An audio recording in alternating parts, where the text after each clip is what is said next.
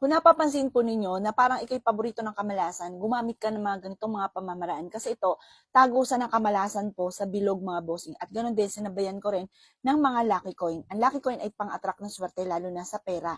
Kung nais ninyo na maging matagumpay kayo at lahat ng miyembro ng pamilya, ito ang gagamitin ninyo. Ito po mga bossing ko ay meron tiger's eye for success or kaya pyramid. Kasi minsan, iba-ibang kulay nilalagay po namin dyan mga bossing. Yan po ay magbibigay sa inyo ng swerte yung mga ganitong pyramid. Ito pa mga bossing ko, the tower. Ibig sabihin niyan, tagumpay. Tapos ito pa mga bossing ko ay magdudulot sa inyo ng tuloy-tuloy na pasok ng swerte lalo na sa financial. Ito naman yung susi ng tagumpay. Di ba po mga bossing yung pintuan na sarado, hindi mabubuksan kung walang susi.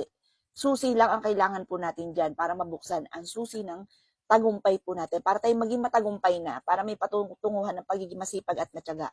Ito po ay 150 pesos lamang kapag sa amin kayo nag-abil. Ritualado ang lahat ng aking mga pampaswerte. Pinapahiram po namin ito ng langis sa may mga nakababad na iba't ibang klase ng mga pampaswerte. At ito po mga bossing ko ay may ritual ko na. At ito po mga bossing ko ay pinausukan nga po namin. Kapag sa amin kayo nag-abil ng ganito, kasama ka na rin sa panalangin namin tuwing umaga. Basta lagi kang positive once sa meron kang ganito. 150 pesos lamang po ito.